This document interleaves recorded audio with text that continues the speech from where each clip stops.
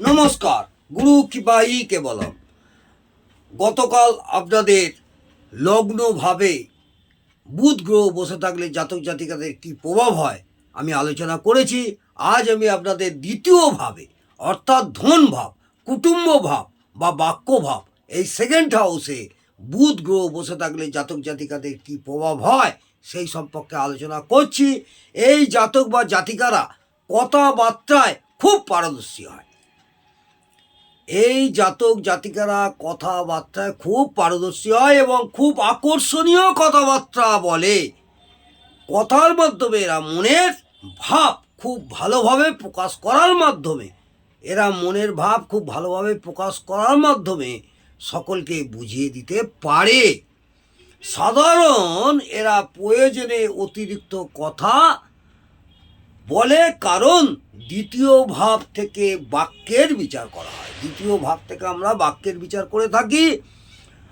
বুধ হলো বাক শক্তির কারক গ্রহ। বুধ হলো বাক শক্তির কারক গ্রহ। এই বুধ পাপ পীড়িত হলে চোখের স্নায়ুর কোনো সমস্যার জন্য চোখের রোগ হতে পারে।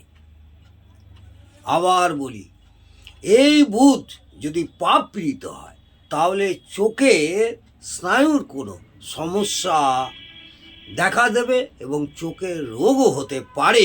দ্বিতীয় ভাব থেকে চোখের বিচার করা হয়। আমরা দ্বিতীয় ভাব থেকে চোখের বিচার করি। বুধ হলো স্নায়ুর কারক গ্রহ। বুধ হলো স্নায়ুর কারক গ্রহ। ও এদের কথাবার্তার মধ্যে তোদলামি ভাব থাকে, একটু তোদলামি ভাব থাকে, বা কথা বলার সময় কথা বলতে গিয়ে কথা আটকেও যায়। এই বুধ খুব শুভ হলে, এই বুধ গ্রহ যদি কোনো জাতক জাতিকাদের খুব শুভ হয়, খুব ভালো বক্তৃতা দেয়। এই বুধের সাথে চন্দ্র থাকলে, এই বুধের সাথে যদি চন্দ্র থাকে, অতিরিক্ত পরিমাণে জলের মতো অর্থনাশ হয়। এই বুধের সঙ্গে চন্দ্র যদি থাকে, চন্দ্র গ্রহ, তাহলে এদের জলের মতো অর্থনাশ হয়। কারণ দ্বিতীয় ভাব থেকে অর্থের বিচার করা হয়। দ্বিতীয় ভাব থেকে আমরা অর্থের বিচার করি। চন্দ্র সব থেকে দ্রুতগ্রামী গ্রহ। ও বুধ যে গ্রহের সাথে থাকে সেই গ্রহের মতো রূপ ধারণ করে। বুধ যে গ্রহের সঙ্গে থাকে সেই গ্রহের মতো রূপ ধারণ করে। বা এই বুধের সাথে কোনো পাপ গ্রহ থাকলে, বা এই বুধের সাথে কোনো পাপ গ্রহ থাকলে অতিরিক্ত অর্থ খরচ হয়। এরা খুব মিথ্যা কথা বলে। এইসব জাতক জাতিকারা খুব মিথ্যা কথা বলে। এদের মিথ্যা কথা বলার জন্য পরিবর্গ ও আত্মীয় স্বজনদের সাথে দূরত্ব বাড়ে। কারণ দ্বিতীয় ভাব থেকে আত্মীয় স্বজনদেরও বিচার করা হয়। দ্বিতীয় ভাব থেকে আমরা আত্মীয় স্বজনদেরও বিচার করে থাকি। এরা পরিস্থিতি অনুযায়ী সাজিয়ে গুজিয়ে কথা বলে, অর্থাৎ মিথ্যা কথাও এমনভাবে বলে যে মনে হয় সত্যি কথা বলছে। কর্মের দ্বারা অর্থ উপার্জন করে, যেমন সেলসম্যান। এইসব জাতক জাতিকারা কর্মের দ্বারা অর্থ উপার্জন করে, যেমন উদাহরণস্বরূপ সেলসম্যান। এই বুধ শনির সাথে সম্পর্ক হলে, এই বুধ যদি শনি গ্রহের সাথে সম্পর্ক হয়, তাহলে এরা একটু কৃপণ প্রকৃতির হবে। এরা একটু কৃপণ প্রকৃতির হয়। এই বুধ যদি শুভ চন্দ্র বা শুভ বৃহস্পতির দ্বারা যুক্ত হয়, এই বুধ যদি শুভ চন্দ্র বা শুভ বৃহস্পতির দ্বারা যুক্ত হয়, তাহলে উপার্জন ভালো হয়। এবং খরচাও একটু বেশি ভালো হয়। উপার্জন ভালো হয় এবং খরচাও একটু বেশি ভালো হয়, কারণ এরা একটু খরচাও করে ফেলে।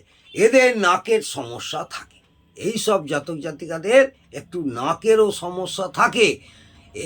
বুধ যদি শুভ চন্দ্র বা শুভ বৃহস্পতির দ্বারা যুক্ত হয়, তাহলে এদের একটি নাকেরও সমস্যা থাকবে। এরা বিভিন্ন স্বাদের খাবার খেতে ভালোবাসে এবং বাইরেরও খাবার খেতে ভালোবাসে, কারণ দ্বিতীয় ভাব থেকে খাদ্যেরও বিচার করা হয়। এবং বুধ মিশ্র রসে তৃপ্ত। এরা কথার মাধ্যমে বিপরীত লিঙ্গকে আকর্ষিত করতে পারে।